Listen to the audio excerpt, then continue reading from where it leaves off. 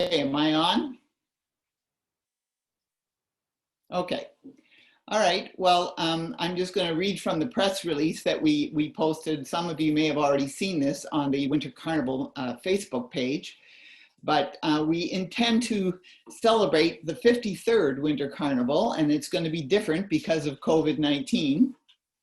So we're doing it virtually. We're asking people to do activities and things, interactive things in families or in small teams that they make up, that people who live together already.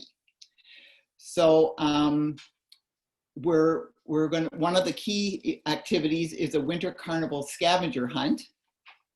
So that's, we started with about 30 different activities. We've been meeting as a volunteer committee for the past 3 or 4 months on Zoom, of course. And at first we had very specific things like look for the selfie station that we're building at the mill pond, because we were going to do that.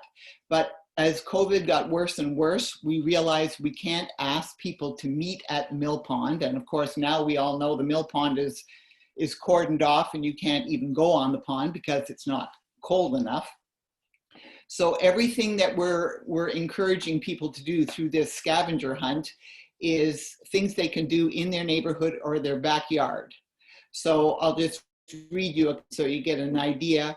Photo of you and your team members holding your favorite book in front of any Richmond Hill Public Library branch sign. So in other words, we're getting people to go outside and go, you know, to one of their library branches, but they're not all going to be at the Richmond Hill Central branch, for example, at the same time, because we don't want people to congregate. So number 2 is photo of you or your team members with a snowman or a snow fort you've made. And I've been losing sleep over this one because we hardly have any snow. But this scavenger hunt will start at the end of next week. So we're doing it 10 days prior to and including what would be traditional carnival weekend, which is February 6th and 7th this year. So hopefully in the next 10 days or, you know, during that 10-day period, we'll have at least one snowfall so people can make a snowman or a snow fort. Number 3 is a photo of you tobogganing on your favorite hill in Richmond Hill. So lots of people talk about the Library Hill, and then there's people on Facebook saying it's closed because it's too dangerous. But there's lots of little hills around Richmond Hill and parks where you can do it safely with your family. So that's one of the suggestions.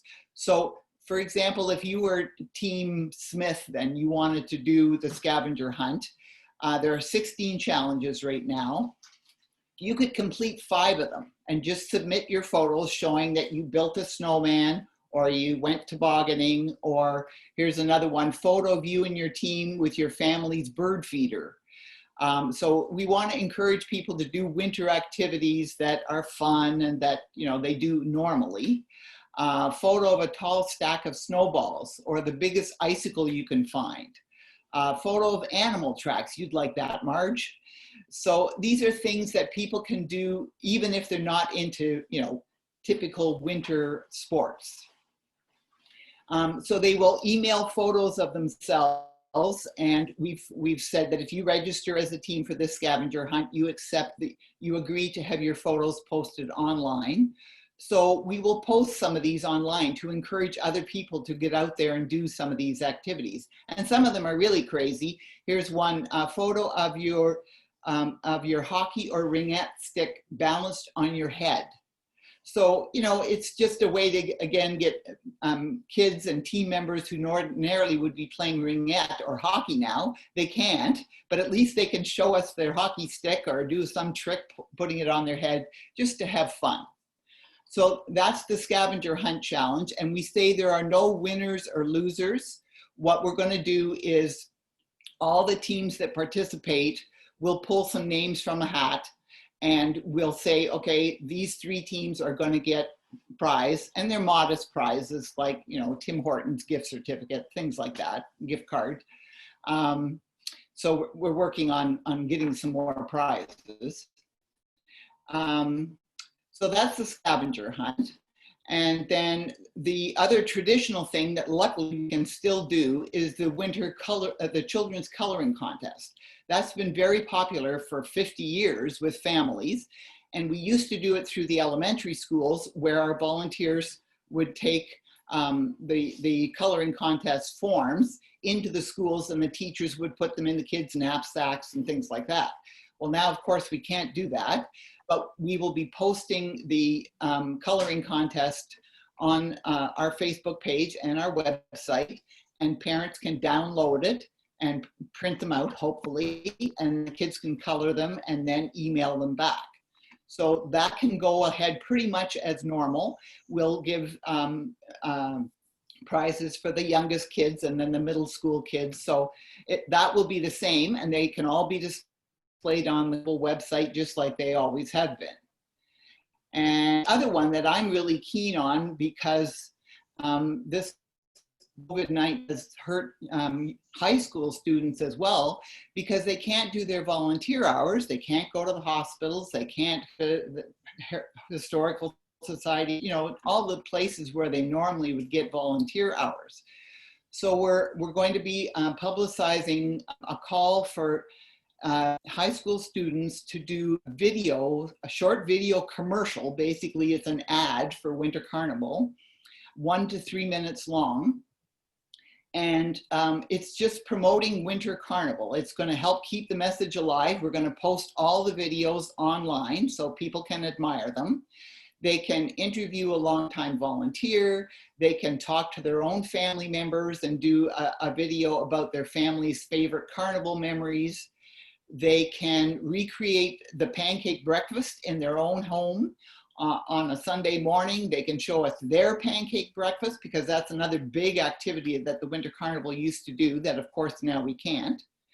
So that's a cool one. We're going to give each student 5 hours of community service as compensation for doing the video, because some students will probably put hours and hours into this if they do a really good job. And it still works for us because it'll be promoting Winter Carnival in general, and it will help their guidance counselors. We'll make sure we connect with the high schools to make sure they get their hours. So that's an important one. And then you're all going to be wondering about the buttons. I saw Marge was even mentioning that. So I hope you saw the button that Marge put on there. Maybe I can put it right up the screen. And you'll see there that UPIC has family members, and they do have masks on. So that's the theme, of course. Everyone's in COVID. Everyone's supposed to wear a mask. So UPIC is also wearing a mask. And so we haven't figured out the logistics. This is one of the big things that we're still figuring out. We have a Winter Carnival committee member who has a store in Richmond Hill. It's Michael Taggart from True Pet. And so he's volunteered to help, because people need to pay for them. Like the buttons always cost $3. So we may be charging something like $5, which will include the mailing. You know, so we may do it through PayPal or through Michael Taggart's system, because he already has an online pay system. So we'll let everybody know. It'll be on the website and the Facebook page how you can get your button, but we'll probably have volunteers like me sitting there putting 2 buttons in an envelope and mailing it to, you know, so-and-so. So it'll be a little different, and you know, we'll be using our volunteers in a different way, but we'll get you your carnival buttons. We've printed off 1,000. So, you know, we hope that we can spread them out to the community, and there are people who've collected the buttons. I mean, I only have a few here, but there are people who have all 50 or 52 years worth of carnival buttons. So they will definitely want to move heaven and earth to get their button. So I think I've covered off the major stuff. There's going to be fun little things like Michael from True Pet. He's going to do a little side contest and get kids to send in videos showing their dog's favorite trick, you know, and then he'll give them a can of dog food, or, you know, we're going to do as many interactive things like that to let people still know that Carnival is alive, just different. So I'm